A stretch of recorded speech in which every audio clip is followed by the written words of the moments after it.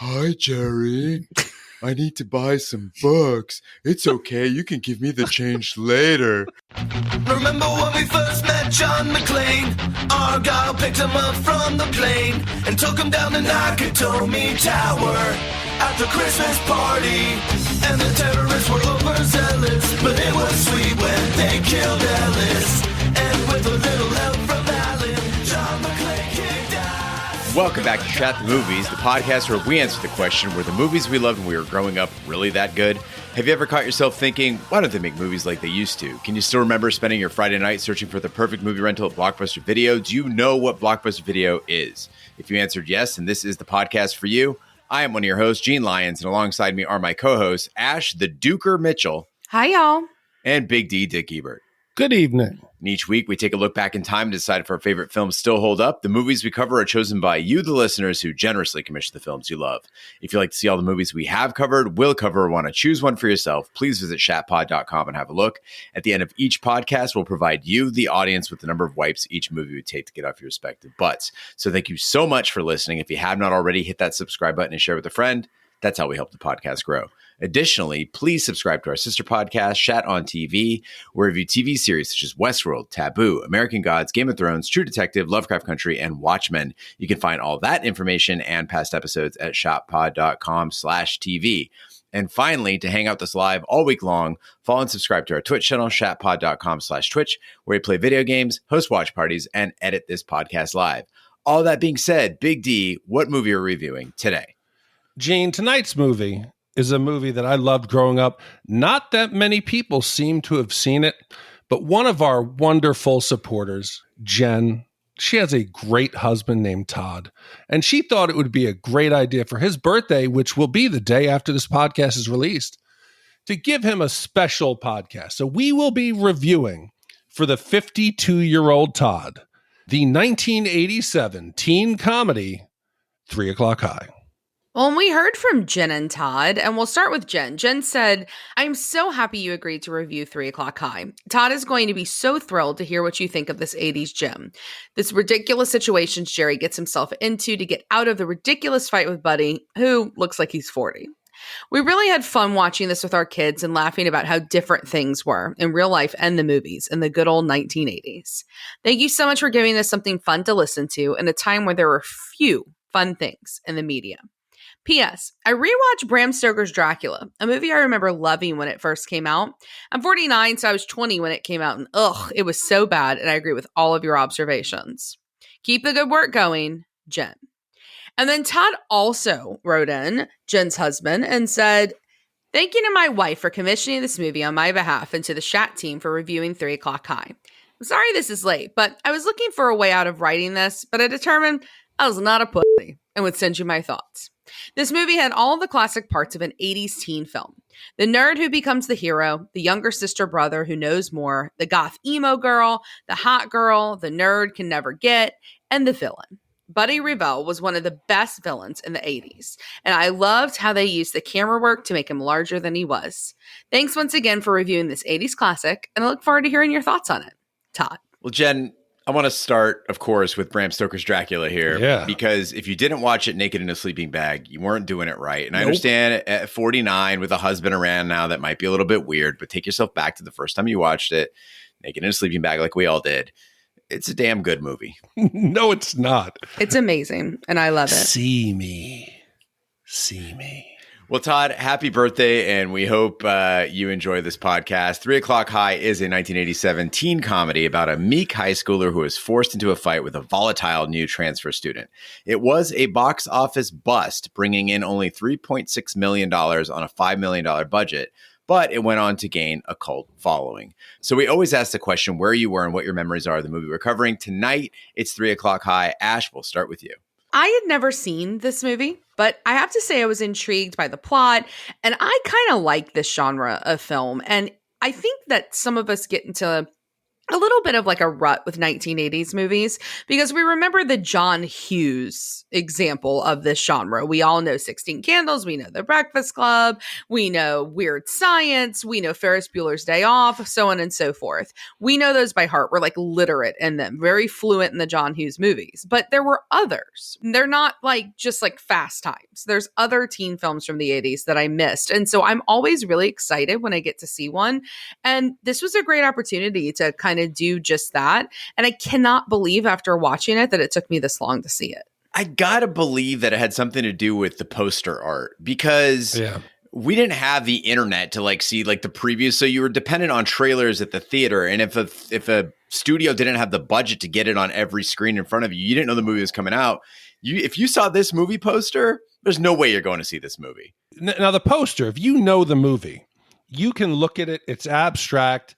I like it now that I've seen it, but if you didn't know what it was about, you could think, oh, he's having trouble at school with a project. You don't know what it is. Buddy Revell, to me growing up, he was like the embodiment of the guy I wanted to be. He was mysterious. He was muscular. He had the long hair. Everybody at school kind of was like, oh, look at this guy. I wanted to grow my hair long to be like Buddy Revell. I used to wear thermal long sleeve under the t-shirt, hoping to get a little bit of that vibe. Now, I know I didn't pull it off at all, but man, this dude, he is one of the best, if not best, bullies from an 80s and 90s movie that I think we've reviewed. That's funny because when Craig shows up in this movie, like the big dude who's supposed to protect Jerry from Buddy, I was like, that looks like Big D in high school. No, I was more like Ricky from Better Off Dead. That's who I was in high school. I was Ricky. All right, well, let's go back to class in 1987 and hit the trailer. I guess I should have known from the beginning. It was going to be one of those days.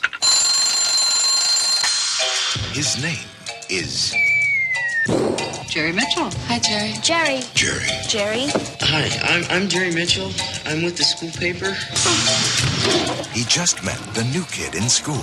The guy's the closest thing to Charlie Manson ever seen at Weaver. Now, we're gonna have a fight today after school. He's got 6 hours to get out of it. It's been quite a morning, Jerry. You can say that again. He'll try running. I wouldn't leave school without a good reason. He'll try bribery. If I can get the money, do you think you'd do it for me? Revell will never bother you again. Guaranteed. He'll try robbery. I hear you're giving Jerry Mitchell a hard time, man.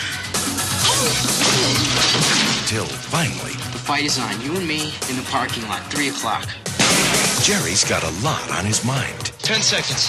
But he's not thinking about math or English. 5 seconds. Because at 3 o'clock, he's gonna make history. There isn't going to be any fight today.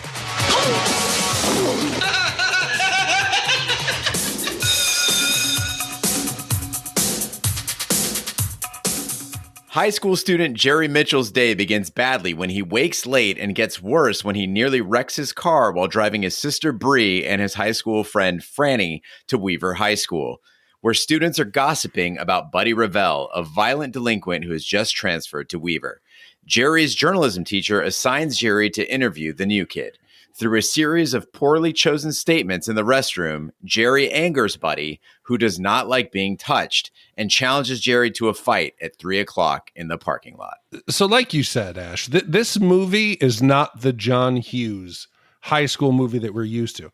And right off the bat, you notice something different. Jerry and his sister Bree, it starts off, Jerry's running late, and I'm expecting there's going to be an adversarial role. The sister's going to be busting his balls. He's going to be talking shit to her. But no, this is a supportive and loving relationship. She is not giving him a hard time at all. She lets him oversleep, but whatever. She comes in there. She helps him with his problems. She helps him come up with the idea to get, detention. She covers for him with the theft at the store. If this was Ferris Bueller, we would get Jennifer Grey holding it over his head that he took the money. Here, she's on his side. And at the end, when she yells, "Cripple the dick," I was like, Jerry's sister is the hero of this movie.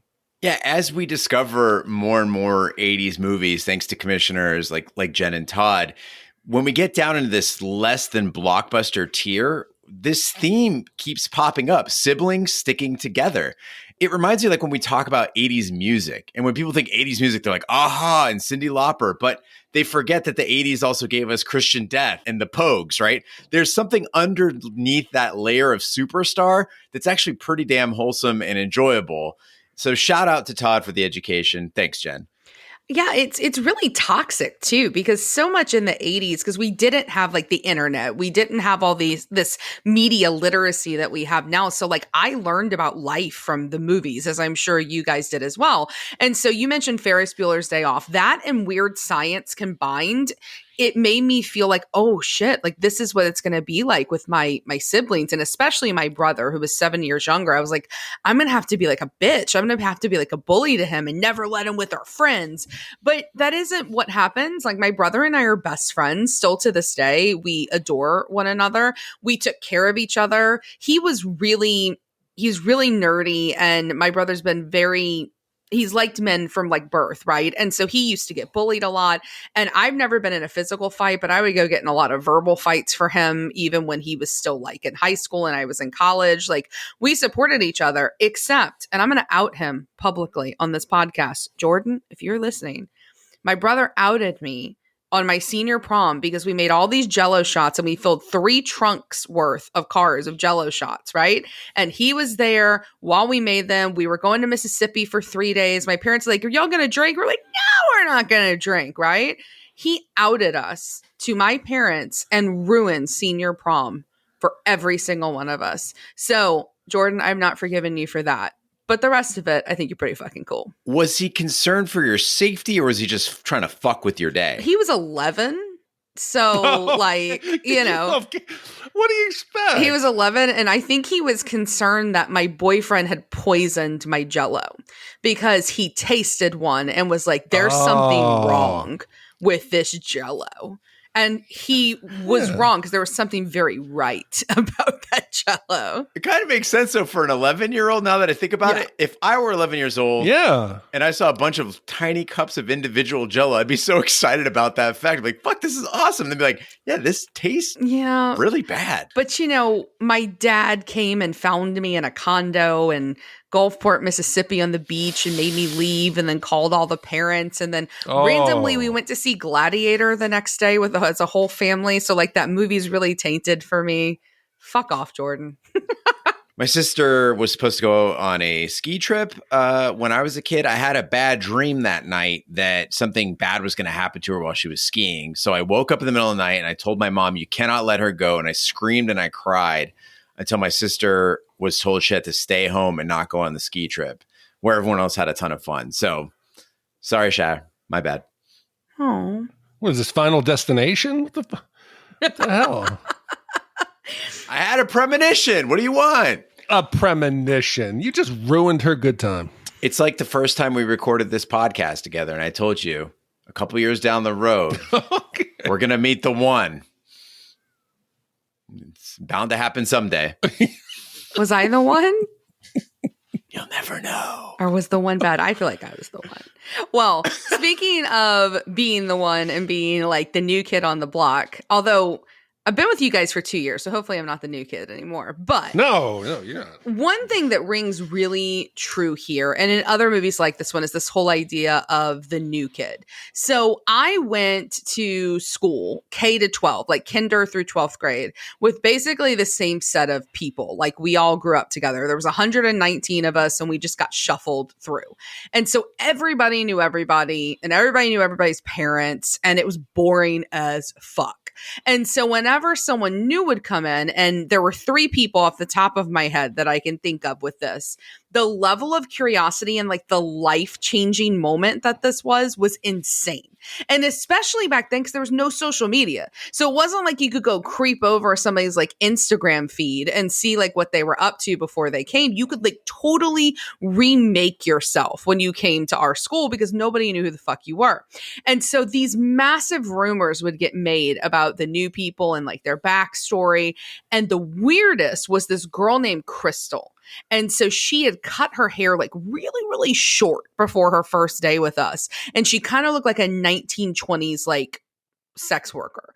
And so there was this giant rumor about her that she'd been in rehab and that she delivered a baby in rehab and gave it up for adoption. Awesome. And it was a crack baby. And so she'd walk through the hallway and people would be like, crack baby, bitch, even though like nobody knew anything about this girl. And the truth was, her parents moved her from a really like well-known private school right outside of the city because she flunked calculus and they were afraid she wouldn't be valedictorian. So they pulled her out and put her in our school in the hopes that she would be valedictorian there. She had no crack babies, which would have been a lot more interesting.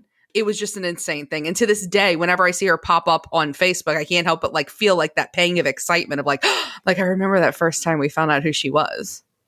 That's so strange because in Arizona, it's the opposite. Like nobody's from Arizona. So every year when you start school, there's tons of new students. In fact, seeing somebody that you know is a lot more rare. I went to 6 different elementary schools and then got expelled from my high school. So I was the new kid just year after year after year. Whenever we hear rumors about a bad guy in a movie, especially like a high school movie, it's always overblown, right? There's like this big threat, but it turns out that he's a really nice guy. So when we hear these students in 3 o'clock high at Weaver High School talking about Buddy, they're like, oh, I heard he attacks teachers and breaks people's arms and he's a touch freak. I was waiting for when we finally met Buddy that he would actually just be a normal dude who was maybe misunderstood, like the old man in Home Alone. But no, dude is a legit touch freak. And that concept is wonderful. Oh, 100%. The opening scene of this, when they're coming to school with the credits over the top, it's great. You get to learn everything about Buddy. It's going from group to group to group. And I think all these stories are true. Yeah. No crack baby, bitch. Buddy is really psychotic. He is legit. But I just found myself thinking that Jerry, once he knows this fight's going to come on, because Buddy, if anything, he's a man of his word. I kept thinking, Jerry, go confront him in the hall, get it done with. Just go punch him. Take your ass whooping. The day is over. It's good. Whatever had happened, nobody's there. Because I think, and I don't remember, this is where this podcast is screwed with my head. I don't remember if this saying comes from a movie or it came from some part of my life. But I remember hearing somebody say that the anticipation of an ass kicking is worse than the actual ass kicking itself. So if anybody knows a movie that they said that, because otherwise it's from my life, I just don't know at this point. I mean, it depends on how bad the ass kicking is, though. But it's going to be the same. You just remove the humiliation. You're going to get embarrassed in front of the whole school, or you could just wake up in the hallway bleeding. Or you could just go tell a teacher and then nobody gets their ass kicked. Oh, that works really well for Jerry. Really, really well. No, I remember that shit from when I was in school. Parents would always be like, you just walk away from the fight. Just tell a parent or a teacher. No. When it's coming, it's coming. There's no way around it. It's just going to happen. No. Snitches get stitches. It's true. But the origin of the problem here that Jerry gets into, I think, is partially his fault. Ash, I'm going to tell you, I don't know if you know the guy etiquette in the bathrooms. This feels like a good mansplaining coming my way. It's our thing. Have you ever used a urinal? So then, yes, I'm going to mansplain to you about I have actually twice. Thank you. Have you ever used a urinal with your dick? Because I don't have one. No. Hold on. Were you facing the urinal or did you turn around and spray in it? Okay, what do you think? I'm a fucking cat? That I just like spray urine everywhere? No, well, what was the technique? How did you aim? Facing or the opposite way? Like a leg up and direct the stream. Oh, that's respectable. It's bounce style. It's from New Orleans. Yeah, I mean, women can direct a stream if they have nice like pelvic muscles. And I do, humble brag. Her vagina is that. It is that. So, Gene, let me see if you agree with this. So, if I go into a bathroom and let's say there's 4 urinals, and someone is in the far right, you go to the far left. You leave as many opened urinals as possible. Yeah, it's like my politics.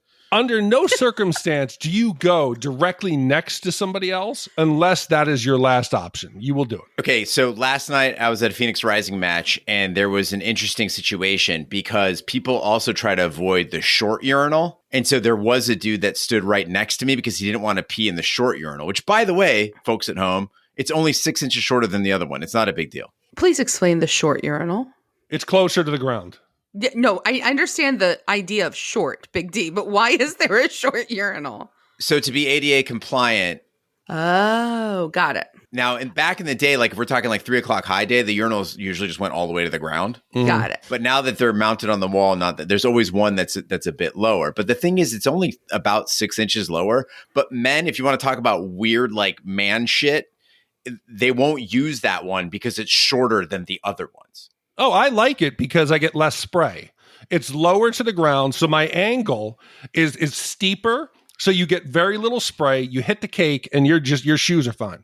Spray from others or from yourself? From me, I got some PSI. Do you have a strong stream? Yeah, very strong. I got some PSI. It's you can some PSI. Yeah, if you're not careful, you can definitely spray. Every year in Arizona, when we get through winter and back into spring, and I go back into shorts, I'm like, oh god, I've been pissing on my pants all winter. Definitely, you feel it on your legs. Yes. And you're like, shit. It's like a mist. Like elves might come out of it and say hello. But I just have a question though. Why don't you want to, I mean, you're afraid of seeing others' dicks? Why don't you want to pee next to each other? Because it's just one of those things. I don't want to be in a bathroom with somebody going there. It's just, you just don't do it. It's the same as like if you're at a bar and there's a guy sitting at one stool. Good analogy. Why would you sit right next to him unless you were hanging out with him, right? You just wouldn't go cozy up to him. Well, no, that would be weird. So yeah, I mean, I totally agree. You go to the one at least one away. There's always got to be a buffer. No, Ash, you want to talk about weird. The other thing, you do not talk. Do not strike up a conversation, especially if you don't know them. I had a couple instances where Rick Scott, our state senator, was peeing directly next to me, did not leave a buffer, and insisted on talking. It bothers me, and I wonder what he was doing. Because no guy does that. But do you clock the dicks? Like, do you look down? No, I'm not going to be like, hey, nice watch. No, you don't say that because then I think y'all are just too complicated because like women, we just like pee with each other. Right. Like I'm comfortable. Like I'd pee with you guys. Like I don't get want in your you to pee like with me. y'all can go like side by side. And I'll get in your center urinal. Like women just do that, and we will even do it when we're in rompers, which is a whole thing. Because if you're not familiar, when you wear a romper, in order to pee, you have to take the whole thing off, so you're naked while peeing. But why? Why are you naked?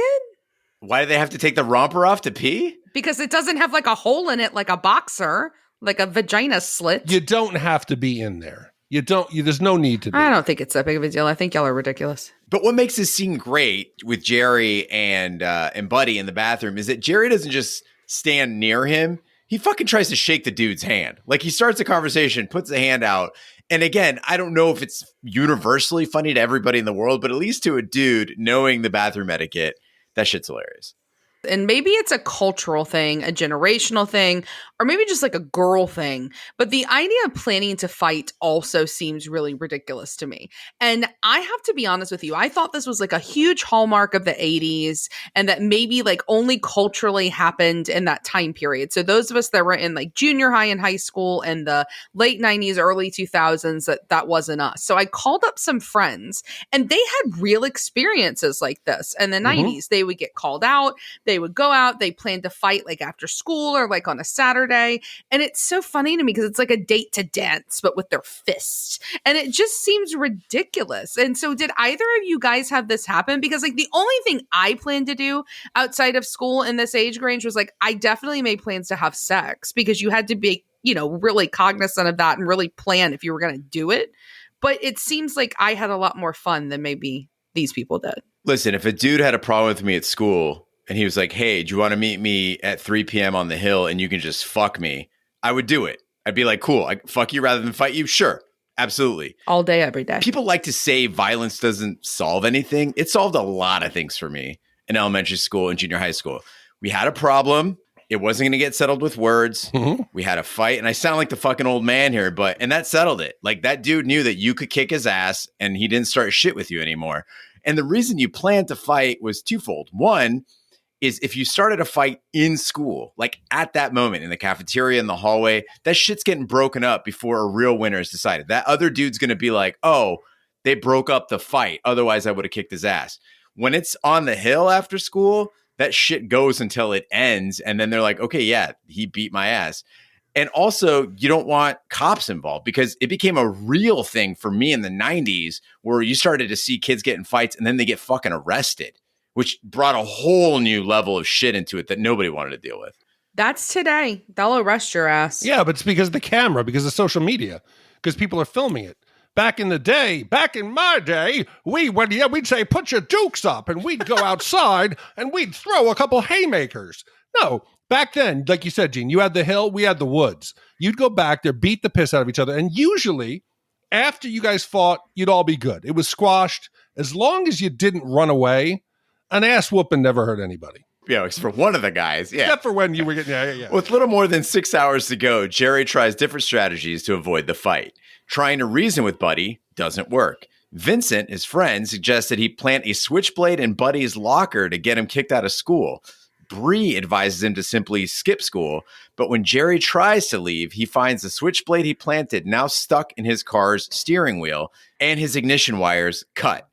Trying to run, Jerry is caught by overzealous school security guard Duke, who finds the switchblade and takes Jerry to the office of Mr. Dolinsky, the Dean of Discipline. Seeing an otherwise perfectly clean record, the suspicious Mr. Dolinsky tells Jerry that he'll be keeping his eye on him from now on, and he lets him go. So we haven't mentioned to this point, but this movie goes by really fast. And part of what makes it zip by and feel so energetic is the camera movement. I don't remember those other classics that Ash mentioned being this frantic with the camera. Whether we're in the kitchen with Jerry, it's like, boom, we're in the microwave. Boom, we're inside the washing machine. Boom, we're zipping across the room. Or we're at school and they're like panning across the crowd. They're zooming in on the clock, getting Jerry like destroying the student store. This camera is just working. It almost never stops moving. And there are really creative angles at work. We're seeing the world in ways that we don't normally. And it felt almost like Scorsese decided to do an 80s high school movie, which is a big deal. Yeah, I think it shows us how lame John Hughes movies maybe actually are. And I want us to, before the hate mail pours in, I leave The Breakfast Club out of this because I think The Breakfast Club is a fantastic film that really captures a lot of the angst of high school. But I'm thinking about the like zoinks moments of like things like 16 Candles with like Long Duck Dong and with, you know, Anthony Michael Hall being like, you know, when he sees panties, right? Like, I mean, it's just ridiculous. And I think that that's the problem here is that that's what we're used to. Because I like what you said at the start, Gene. You were like, you know, the blockbuster teen cult films. Those were big blockbuster moments. And ones like this didn't have that kind of day, but this is a cinema teen film. And then things like that were just mainstream stuff that a lot of people saw, but maybe it wasn't that they were the best. They just had better distribution. You can definitely feel the difference in this. I don't want to say grittier, but it's where John Hughes is like the sugar-coated, cheesy, and more cartoonish. Here, they're showing you some of the interplay and some of the groups and how kids actually interacted. But that only works if you have the actors who can pull it off. And the actor who plays Jerry is Casey Siemaszko. You will recognize him. He was in Back to the Future. He was in Stand By Me. In both of those, he plays like the troublemaker, the greaser, the bully.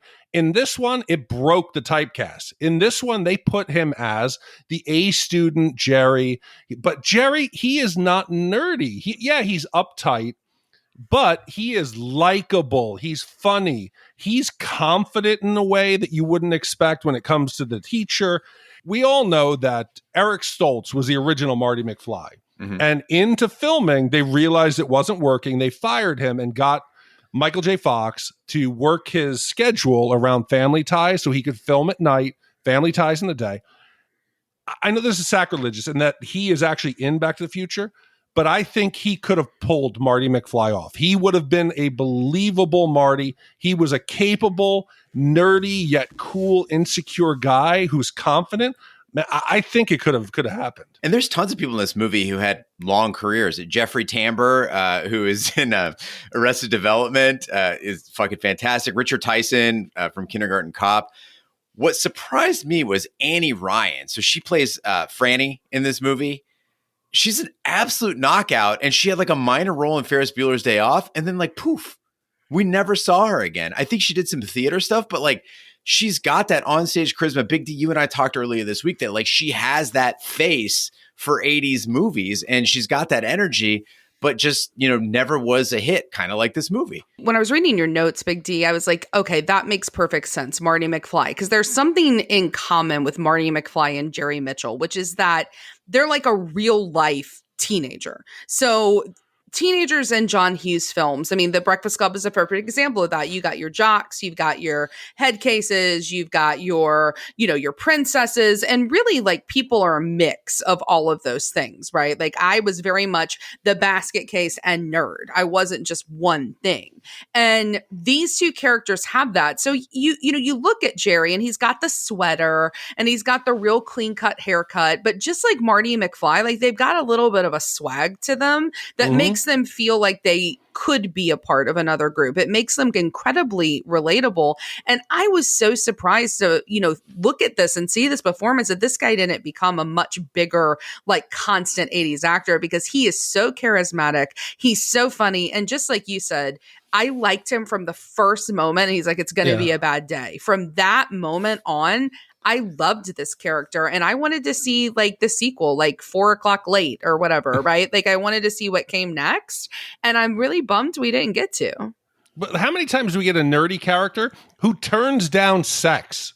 Who the girlfriend is like, hey, let's bond. Let's take it to the next level. And he's like, no, I don't want to. No, we just get, bounce houses where a guy dresses like Darth Vader and rapes a girl, or, maybe takes somebody who has a haircut and a really bad, alcohol problem and rapes her in a really ugly car. We've been doing this podcast too long because I know both references and the audience is probably like, what the hell are you talking about here? No, they're not. They're all like, oh, Revenge of the Nerds and 16 Candles, because our listeners are loyal. You ever had sex on the moon? No, and I don't consent to it. Ash, you remember the legal term? It's a specific type of rape. Rape. Rape by deception. Or just rape. That was my Shat on law. I remember I covered it in that one. But a character here who immediately rubs me the wrong way, and I don't know if it's because of the performance, but Vincent. Vincent is Jerry's best friend, but he does everything to screw with Jerry's life, okay? He sets up the interview first that puts Jerry in harm's way. Jerry didn't ask for it. Then he plants the knife without telling Jerry. Then he signs Jerry's name on the note that he leaves in the principal's office. The bully that Jerry hires to protect him gets his ass kicked and gives all the money back. Vincent takes it upon himself to tip him out $100 for his pain and suffering. I don't care that Craig Maddie suffered pain. You don't do that. Every step of the way, Vincent is just fucking Jerry. Hold on. If we're going to be doing legal shit, I'm going to stick up as the defense for Vincent here. He memorizes a dude's locker combo, then goes and gets a switchblade the same day. You know how hard that was in the 80s? There's no Amazon. You can't just order a switchblade. In fact, I should find out if you can order a switchblade on Amazon. I should probably do that. He plants the switchblade. He collects the money from Craig. He didn't have to do that. And then in the final fight, spoiler alert, he attacks a dude twice his size in the name of friendship. Vincent makes mistakes for sure, but he's not a bad guy. He's not a terrible friend. In the name of friendship. Jerry makes several other attempts to avoid the fight. He steals money from the school student store, which he manages, and uses it to pay an upperclassman to take care of Buddy. He tries to get thrown into detention by making a pass at his English teacher. He lets Buddy cheat by copying Jerry's answers during a math quiz. All attempts fail, and the clock continues to tick down. After Buddy rebuffs Jerry's plea to just be friends, he offers him the stolen cash to call off the fight. Buddy accepts, but scornfully calls Jerry the biggest pussy I've ever met in my life. Jerry, now seized with self-loathing and anger, decides to confront Buddy and demands the money back. When Buddy refuses, Jerry insists that he is no coward and declares that their fight is back on. So another way that I think this movie differs from the typical 80s is in the soundtrack. If you think of like, let's just say The Breakfast Club, you immediately, I do at least, I hear Don't You Forget About Me, Simple Minds. I can hear it fist up, yeah. Every movie in the 80s had a soundtrack that tied to it, that tried to force this emotion to get you into the mindset of a high school student who's angsty. This movie, very different. It feels minimalistic. There's only a few songs. The main soundtrack to this movie is the sound of the clock ticking, tick, tick, tick. And I felt that it was almost like the documentary that the two guys are trying to film. It is the pre-fight. What's going to happen to Jerry? And we didn't need to have the big 80s artist of the time singing an anthem over the top to force us to like it. Maybe it's because I have like PTSD from Lady Hawk and the amount of Casio keyboard that was included in that film. But I like this. I thought the score of this was a massive relief, right? After the crazy of the Hawk Lady. And I don't know if anybody knows this or not, but the music in this movie, it's not done by like Simple Minds or like, you know, we all remember Real Genius with Everybody Wants to Rule the World at the end of that one. It's not done by big 80s bands. It's done by a group, you know, by Tangerine Dream. And I think it works really well in a way that other 80s movies don't, because it's got a little bit of angst to it. And the instrumental, it's used to perfect effect. It feels angsty the same way that like teenagers feel angsty. I dug it. I wasn't really familiar with Tangerine Dream's work prior to seeing this movie.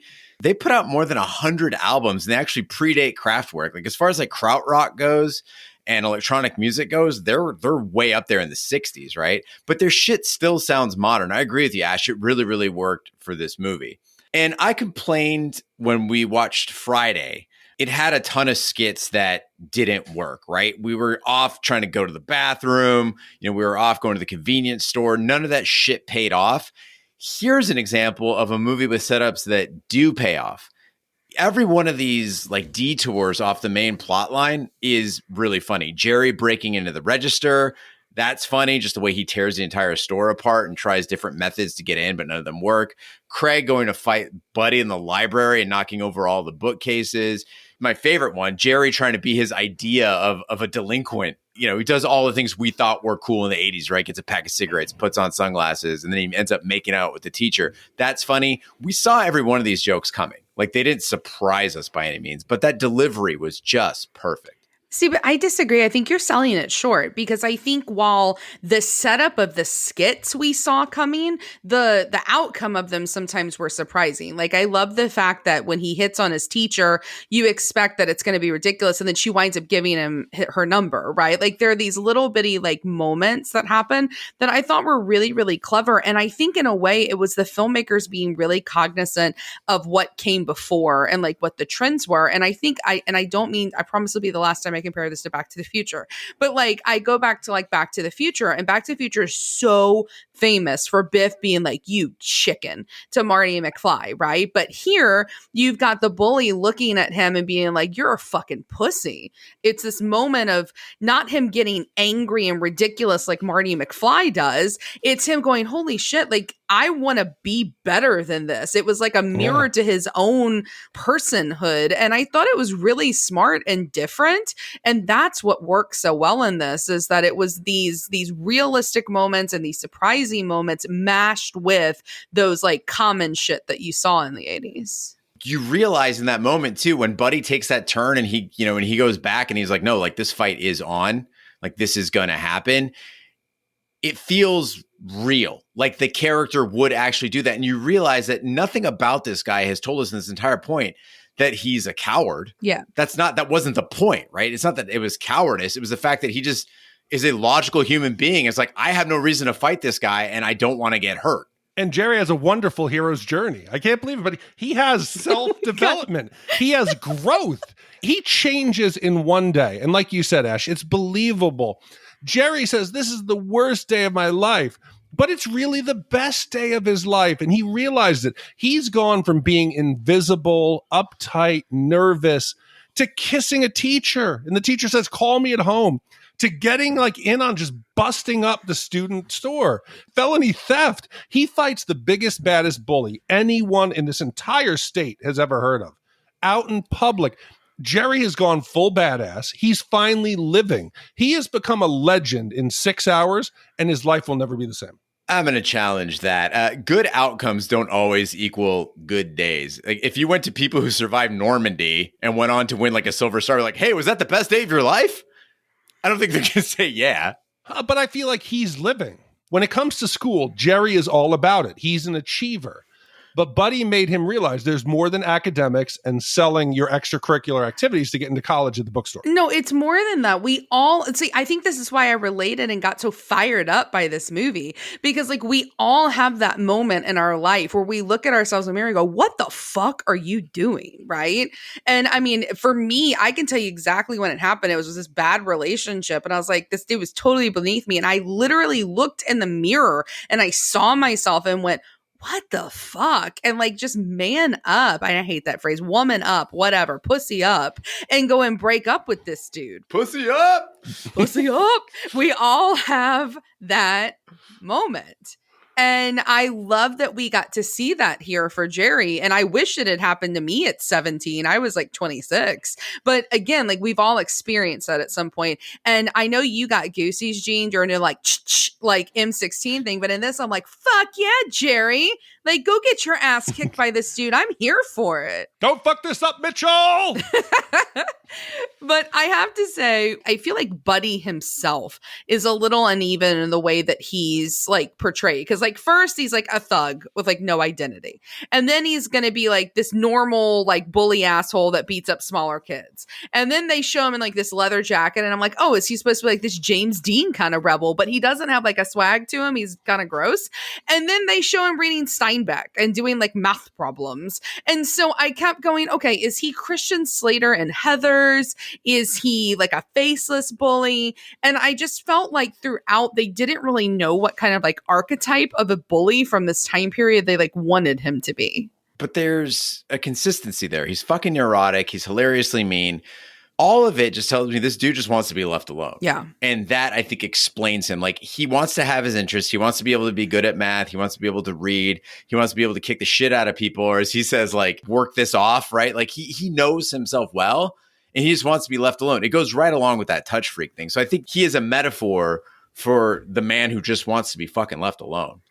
Well, the clock finally reaches the appointed hour and the fight begins with hundreds of eager students looking on. Principal O'Rourke, Mr. Delinsky, Duke, Franny, and even the guilt-plagued Vincent attempt to intervene, but Buddy easily disposes of them. Jerry, though outmatched, stands his ground while being knocked down. His sister picks up Buddy's dropped brass knuckles and slips them to Jerry. He uses them in a desperate move to stun and knock out Buddy. During the excitement that follows, Buddy vanishes. So I was totally prepared for this movie, like so many other movies, to let me down by denying us the fight. Maybe the principal stops it. Maybe Buddy loses his nerve. Maybe they agree to be friends in that gym. Nope. At the end of the movie, we get a fight, and it's a lot of fun. But I got to say, there is no fucking way Jerry wins this fight. Like, I understand a puncher's chance. I get all that. But fighting isn't about try. It's not necessarily about courage. You do not stand a chance against someone who knows what they're doing. And Buddy, we've seen, knows what he's doing. And that's what I like about it is like I go back to Friday with the big David Goliath scene here where like, you know, Ice Cube punches him out with like the lamest like little love tap, right? It makes no sense at all. But in here, what I think is so cool is the moment he lands that one punch, like you see the terror on Buddy's face because he's terrified to lose. He's terrified to look stupid in front of the crowd. And like that's a really cool reveal moment too, is that they show the bully like actually as a teenager. This guy they've shot as a 45-year-old guy that's paying child support to like 3 women. That's what he looks like. Instead, he's just a kid in that moment. And you got him beating the shit out of the principals. And I know you've already said it, but y'all, one of the funniest lines from any movie that we've seen lately is when that principal's bloodied on the ground and he says, "Don't fuck this up, Mitchell." Like it is such a funny and just absolutely surprising moment. And I loved it. And I liked the Buddy reveal. And I dug the bully by this point in the movie. It's a fight I actually enjoyed watching. A message, though, to the Big D Shat the Movies Kids Club. All you youngsters out there listening, if you haven't been in a fight, a lot of us as kids were told, if you just get the courage to stand up to bullies, like you can win that fight too. And we saw it in movies all the time. No, it's not true. It's not true. That bigger bully, he's gonna kick the shit out of you. Make sure you only fight people who are smaller than you. Otherwise, run. Or don't fight at all and just tell a teacher. No, but Gene, the problem with the kids today is using the guns. Back in my day, we used these 2 things. So you get your ass kicked, you'd be able to come back the next day. For those who are not catching it, Big D is doing an incredible John Witherspoon impersonation, but you got to see it to really understand it. Y'all, we've become like the Family Guy of podcasts, where like half of our shit are callback jokes. Like we're going to eventually just release an episode where it's like, my vagina is that. And then like every other thing that each one of it, pussy up, like all the things that we've said, Red Dawn, one wipe, what? And that's just going to be the whole show. It's just going to be member berries.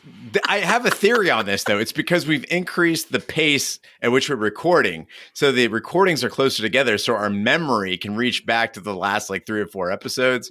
Write in. Let us know if you like it or don't. Host at shatthemovies.com. Sorry, our short-term memory is so short. We're a very old podcast.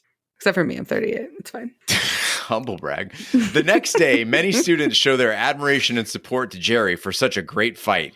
They begin buying individual sheets of paper for $1 from the school store to help Jerry make up the store's missing cash.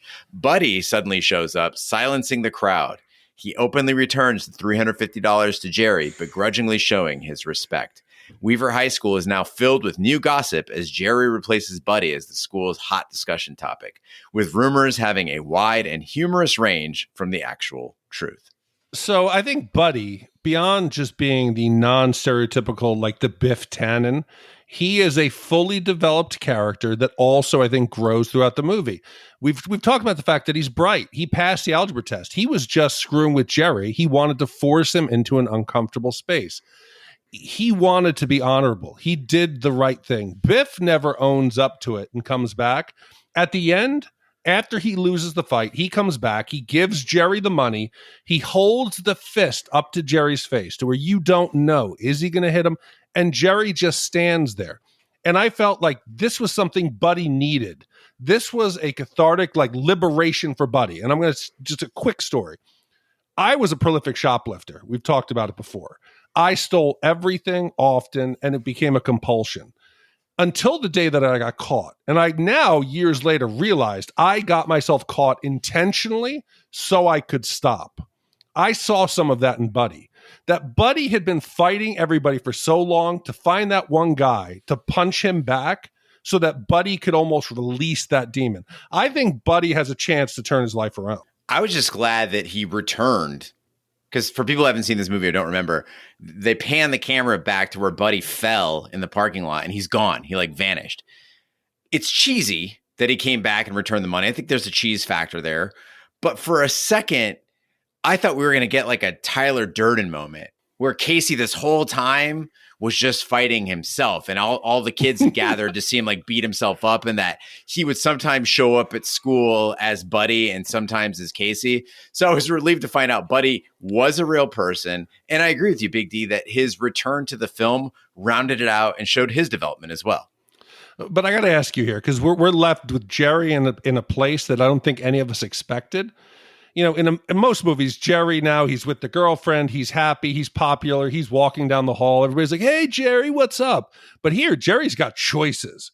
You know, Mrs. Farmer is clearly getting fired. You can't walk in and just kiss a student, open mouth in the middle of class. In the 80s, that so would get you fired. He's got the hot blonde Karen who's inviting him to the party, and the next day we hear that he's going out with her, and then there's the girlfriend, Franny. Which way do you think Jerry goes, and which way would you have gone? Okay, as a point of principle, Miss Farmer, she comes through those Dutch doors and she like throws it open. You see her whole body. And 9 times out of 10, I'm going for that one because she knows how to open a Dutch door. But you got to go 100% Franny. And I know that's predictable for me, Gene Lyons. But listen, Karen, she yawn talked all the time. She'd be like, hi, Jerry. I need to buy some books. It's okay. You can give me the change later. And Miss Farmer had no upper lip. Franny, she's spooky. She knows how to dress. And she likes the real Jerry, which is probably the most important part. Like, she's seen him all the time and knows who he is, so he can be himself around her. No. Yeah, I mean, I'm totally biased here because I was Franny more than I was Karen. So I'm going to go Franny. We're more fun. Fucking no chance. The second that Franny talks about getting Ethan, her spirit guide, to come help solve the problem, I'm out. Mrs. Farmer, take that opportunity. She could teach you, young boy Jerry. She'll teach you. Go with her. Then the hot blonde Karen will be waiting. And Franny can pine over you until one day you have revenge sex at a party. You'll get all three. I like that Big D just slipped into like big country lyrics there for a second. She can teach you, young boy Jerry. What the fuck? What the fuck was that? Ash, you still have an opportunity to be Miss Farmer, though. Oh, yes, definitely. You can bat the full cycle. I guess I'm in that part of my. I was never Karen. There's still a chance. I could talk like this. That in the 80s apparently was sexy talk. No, it was annoying. He's like, I remember. You're like, get with Mrs. Farmer and then fuck Karen. Hot. Yeah, Karen, you yeah, I'm not saying date Karen, but I'm saying. I agree. She has no, Mrs. Farmer has no upper lip, and it was very disconcerting. So. Yeah, Big D just got to get down with the psychic three-way, man. It's cool. Ethan's playing with my ass. Open relationship with a ghost. Now is the time of the podcast where we give our wipe score for 3 o'clock high. Our wipe score is our way of telling you how many wipes this movie takes to get off your respective butts. 0 wipes is a perfect movie. It is bonding with Franny on the display table in the student store. And 5 wipes is an absolute disaster. It is getting your crotch like oddly shoved into a running urinal by Buddy Revell. Ash, we'll start with you. What is your wipe score for 3 o'clock high? So for those of you that don't understand our process, we all do our notes ahead of time and like we leave it and it just is what it is. And I don't like ever being wrong. It's like a weakness of mine, which is probably why I don't do things I'm not good at because I just don't like failing at things. Super type A. And my wipe score, guys, is wrong. Because now that we've talked through this movie, I had originally said 2.5 wipes, like it was average. But I don't know. I was in a really bad mood the night that I watched it. And the more we've talked about it, I've realized that I enjoyed it a lot more than I did. And so I'm going to call an audible here because I like this movie. Do I think it's the best teen movie ever? No. I like a little bit of a message with my teen films, a little, Saturday after school special, like The Breakfast Club. I want to get the tearjerker moment in there. But this is a fun fucking 80s movie. And I think as far as angsty teen films go, I love Bender from Breakfast Club. I still love Heathers. And this one, I think, kind of goes up there in the sense of like being kind of a realistic, but yet fun, romping good time about how angsty and awful it is to be a teenager. Because I like this far more than a 16 Candles, way far more than a Weird Science. It moves fast. I would watch this again. It's going to go in my rotation of teen films from the 80s. I'm going, prepare yourselves, with a solid 1 wipe here, guys. Nice. Wow. I think I surprised and shocked the Shat world when I said that I didn't really care for Ferris Bueller as a person. I felt like his character actually hurt the movie because he was just so fucking unlikable. We get the opposite here with Jerry. As much as I surprised myself by disliking Ferris Bueller when we watched it for the podcast, I surprised myself by liking 3 o'clock high, which I'd never seen before. This movie gives us an amazing 80s bully. I mean, I agree with you, Todd.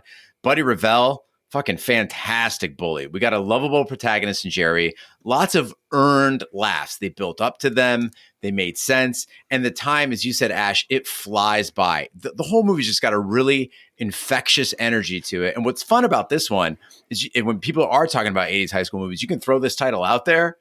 They might have never even heard of it, but I guarantee there isn't a person who won't like this movie. Great. So I'm with you, Ash. It's 1 wipe. So I like to try to be somewhat consistent. So while we're sitting here talking, I went back and looked at some of the scores I'd given for some other 80s movies. And Gene, I agree with you. Ferris Bueller, I hate him. He's unlikable.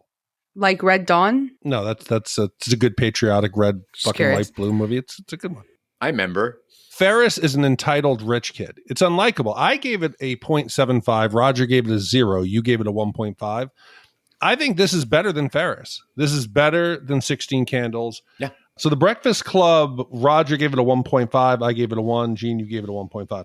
I think this is on par with The Breakfast Club. Very different movie. I'm going to give it a 1 wipe. Even though I've scored it higher, worse than Ferris Bueller's Day Off, I think it is a far superior, far likable movie. And if you've not seen it, please go watch it. All right. That is a unanimous 1 wipe from me, Ash, and Big D for 3 o'clock high.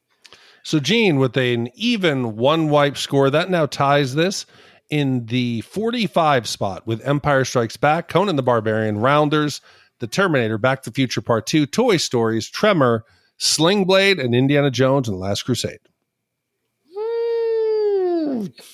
Were we too kind? I don't think so. No. I think the only reason you're feeling that is because it's so unknown. Yes. But that doesn't mean it doesn't belong there. I'm sorry. I really fucking enjoyed this movie. Terminator? No, I think Terminator was done dirty, I think. Oh, that's right, because we had the Cole Pickock. Yeah, Cole Pickock. score. Terminator should have been a 0.5, which is what it would have been. But Cole Pickock's 2.5 tainted it. So, Gene, we've got a couple voicemails. Thank you. Everybody's using the speaker pipe.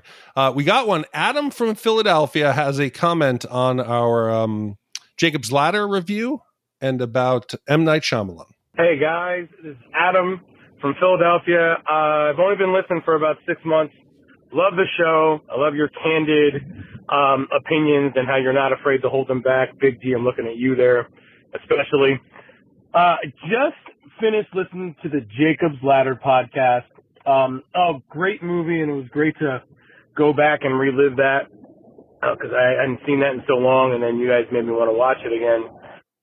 I'm calling specifically, and so happy to hear is that there are other people in the world that think that The Sixth Sense sucks after the first time you watch it. I thought I was alone in this. Like, yeah, I saw it in the theater and the big reveal. Oh, it was great. And then I went back and watched it again, and I'm like, and just as Ash said, everything he touches is red, and the sweatshirt, and like, you just see everything coming. And there's people around me are telling me, oh, no, you're just missing it. It's just so brilliantly constructed. And I'm just like, but I can't get over the fact that everything is so projected toward that twist that you already know. It just drives me nuts. And I felt alone for the longest time since 1999. And you guys have finally made me feel included. And I want to thank you for that. And I want to assure you, I said, I've only been listening for 6 months, but I've been listening for a much, much longer time. And hopefully at some point I will be able to finance a commission that will probably be on your show in the next 5 to 7 years. But anyway, you guys are awesome. Keep it up. Love you. This is Adam from Philly. Take care. So when I heard the beginning of Adam's call, I thought for sure he was calling to say he felt so happy that another person out there appreciated Jacob's Ladder the way he did. But as you all know, the only thing I love better than a voicemail of joy is a voicemail of pure hate. And the hate he feels for The Sixth Sense just reinvigorates me to do another year of this podcast. It does. And Adam, thank you. We love you as well. But I felt like The Sixth Sense, it was like a David Blaine magic trick. You're like, whoa, okay, what's he going to do? He's in like a glass case. And then the second you figure out the trick, you feel cheap. You feel cheated. You feel like, why did I have this wonderment? Maybe the fact that I only saw it once and only saw it in a theater actually worked out for me because I thought it was an okay movie. At least the impression it left me with was I really enjoyed that. I agree. It is one of those things that we're better not going back and touching because I think going back and watching it, you can see what is telegraphed. You can see everything that's coming. And I think maybe we're a little more sophisticated as movie watchers now because there's been movies that have done it better. But Adam, thank you very much for the call. And we look forward to reviewing your movie in 2027. So the next voicemail is a two-parter from one of our listeners, Teresa. Hey guys, this is Teresa.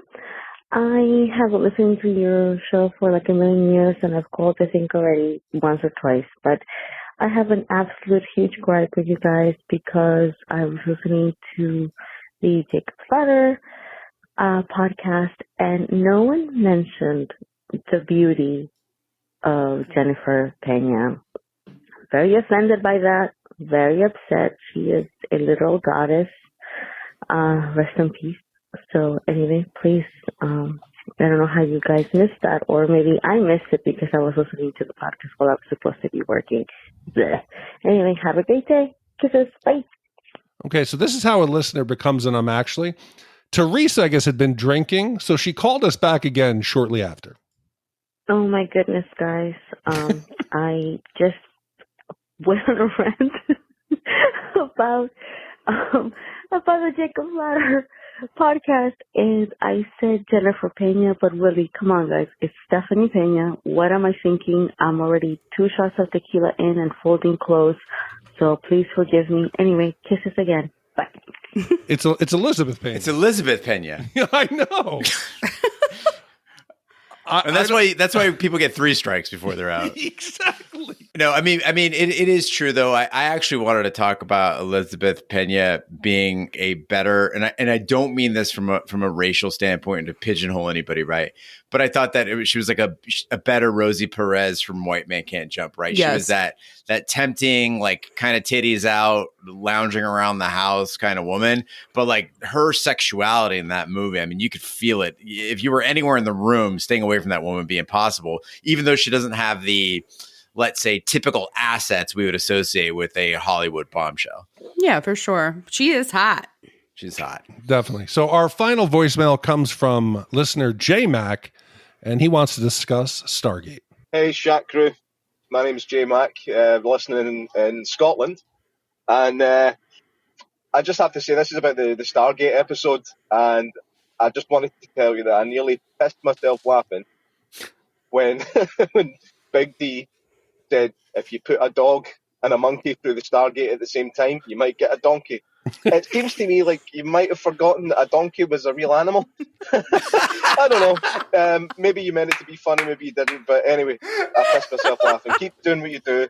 Love your work, guys. Bye-bye. Okay, so J-Man, I'm going to address how my brain worked on that, okay?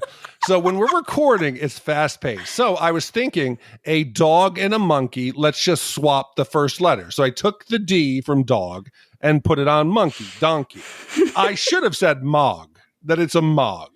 No, because if you've seen Spaceballs, a mog is a half man, half dog. Okay. So donkey is appropriate, but I shit you not, when I was editing that episode, I said to myself, does he fucking know donkeys? Yes. Yeah, my brain didn't work that fast. I couldn't come up with some other hybrid name. So that was just what came to me. Well, it's like, it's an opportunity for us to have a Shat mascot, right? Like a dog, monkey, splice, donkey. What I love about you, Big D, though, is that lots of guys wouldn't be able to take the hit there. They'd be like, of course I know a donkey's a real animal. And that's what I was getting at. Like, I took 2 things. I was thinking so fast that I put that together into another animal that already exists. But no, you're honest. I own my shortcomings. I own my incompetence. You're a real Jerry. No, I'm real little Ricky. That's who I am. So that's it for voicemail this week, Gene. So everybody, please keep using our speaker pipe feature and let us know what you think. And Gene, that takes us to next week's movie. Rambling man Emmett assembles a group of misfit cowboys. After helping a group of settlers track down a pack of thieves, Emmett and his men descend on the troubled town of Silverado to seek their fortunes. Soon after arriving, they discover that the town has fallen into the grasp of greedy rancher Ethan McKendrick and the corrupt Sheriff Cobb, with whom many of Emmett's men have unfinished business. Commissioned by James B. This came out in 1985, and I have never seen this film. The King Bee has seen it, and he's told me things that I'm not trying to allow to cloud my judgment. It is National Burrito Day, so I'm going over to his house right after this recording to watch it together. And I don't know, try to make some TikToks or something. But James, thank you so much for the upcoming commission. Jen, Todd, thank you for this week's commission of 3 O'Clock High. And thank you to all the commissioners who make this podcast possible. That concludes this week's episode of Shat the Movies. Be sure to follow us on social media and share with a friend. We're on Facebook, Twitter, Snapchat, and Instagram at Shat the Movies. You can email us, host@shatthemovies.com. Support the podcast by shopping our Amazon affiliate link, buying our merch, or commissioning your own movie. Find all that information by visiting our website, shatpod.com. Also, check out our sister podcast, Shat on TV. We review TV series such as Lovecraft Country, Westworld, True Detective, Taboo, American Gods, Game of Thrones, and Watchmen. Find all the information on our website, shatpod.com/TV.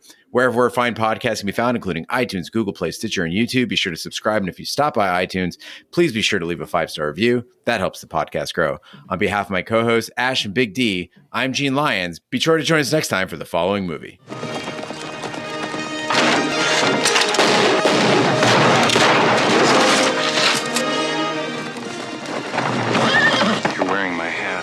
You got that's mine.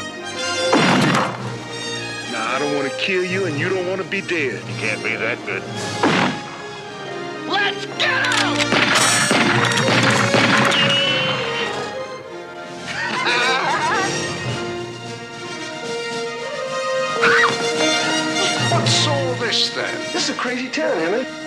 nothing, Grant. Just get out of here. No, this is your horse.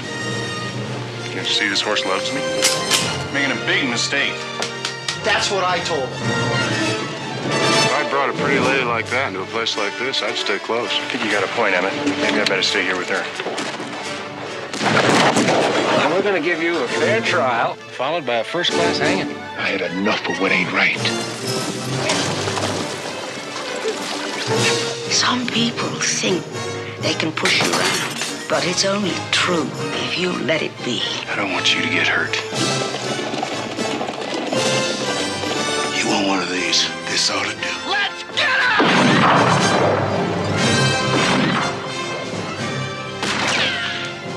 Hanging around with you is no picnic.